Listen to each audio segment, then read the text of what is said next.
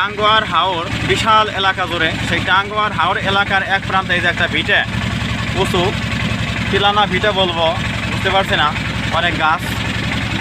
ওই যে দূরের গ্রাম দেখতে পাচ্ছেন আপনারা, মানুষের ঘরবাড়ি, এক সুন্দর জগৎ, ছবির মতো আঁকা, সিরল সিরল গাছপালা আর মানুষের ঘরবাড়ি। পথিককে দূর থেকে হাতছানি দিয়ে ডাকে।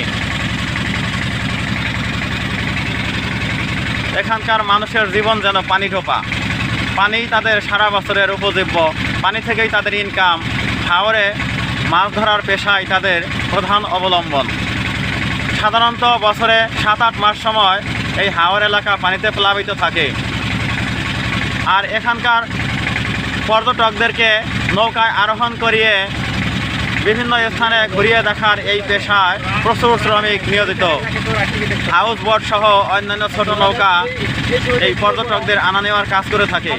তাদের সুবাদেই কিন্তু টাঙ্গুয়ার হাওর এলাকা দিয়ে আমরা বারিক টিলা, শিমুল বাগান, বিলাদ্রি লেক, জাদুকাটা নদী, লাখমা ইত্যাদি সব কিছু দেখার সৌভাগ্য অর্জন করি।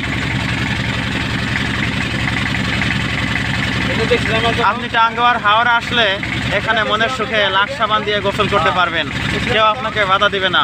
আর হাওরের পানি কিন্তু পরিষ্কার, কালো পানি অবশ্যই পরিষ্কার, এত বিশাল জলধারা অপরিষ্কার নয়। মানুষ যদি মনে করে এখানে নোংরা, আসলে তা নয়। এখানে নোংরা থাকলেও হাজার হাজার টন পানির সাথে নোংরা মিশে গেলে সেই নোংরা আর নোংরা থাকে না, নোংরা অপরিশুদ্ধ হয়ে যায়। এত বড় বড় একটা হাউস বোট, এটাকে কাশ্মীরে বলে শিকারা। কাশ্মীরে গেলে আমি হাউস বোটে উঠবো ইনশাল্লাহ, সেখানে হাউস বোটকে শিকারা বলা হয়। আর আমাদের দেশে হাউস বোট বলা হয়, বা বাংলায় এটাকে কোনো শব্দে ডাকা হয় না। হাউস বোট ইংলিশ নাম।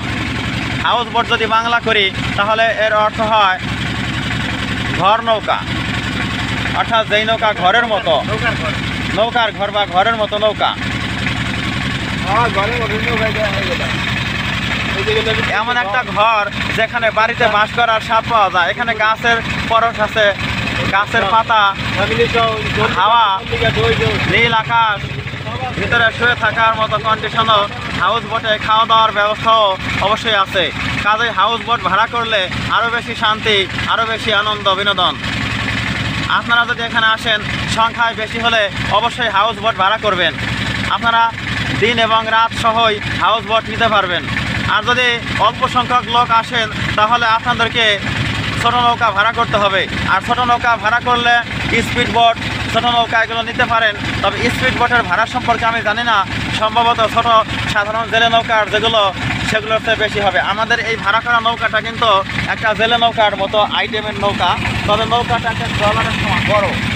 এই উপরে ছই দেখতে পাচ্ছেন, বাঁশের ছই, উপরে প্লাস্টিকের শেড, আর একটা ইঞ্জিন চলছে এই নৌকায়। নৌকাটা বেশ হেভি। এই নৌকায় আপনারা যদি আসেন, এই নৌকায় 40 জন লোক আমার মনে হয় ইজিলি জার্নি করতে পারবেন। আমরা এই নৌকাটা সেই সুনামগঞ্জের তাহিরপুর থেকে টাঙ্গুয়ার হাওর এলাকা ভ্রমণ করার জন্য নিয়েছিলাম। আমাদের রেন্ট হলো কত টাকা? 2000 টাকা। অর্থাৎ আমাদেরকে নামায় দেবে, আমরা ডাঙ্গায় নেমে সমস্ত এলাকা ভিজিট করে আবার বিকেলবেলা এ নৌকাতেই সেই তাহিরপুর চলে যাব। এইভাবে কন্ট্যাক্ট ছিল। এতে সময় ব্যয় হবে সকাল 10টা থেকে প্রায় সন্ধ্যে 6টা। এইভাবে হিসেব করে আপনারা আসবেন। আরও বেশি সময় লাগতে পারে যদি আপনি ভ্রমণ স্পটগুলোতে বেশি সময় লাগান।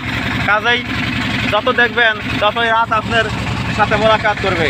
আর রাত মোলাকাত করলে হাউস বোটে থাকলেও, নৌকায় থাকলেও এতটাই কিন্তু সহজ ভাববেন না, ডাকাত করারও কিন্তু সম্ভাবনা থেকে যায়। কাজেই সেসব কিছু হিসাব করেই কিন্তু এই টাঙ্গুয়ার হাওরে ভ্রমণ করবেন। এই শর্ট ভিডিও থেকে আপনাদেরকে আমি অসংখ্য ধন্যবাদ জানিয়ে এখনই কেটে পড়ছি। আপনারা ভালো থাকুন। চ্যানেল সাবস্ক্রাইব মন চাইলে করবেন, না মন চাইলে জোর করে করতে বলি না। ধন্যবাদ সবাইকে।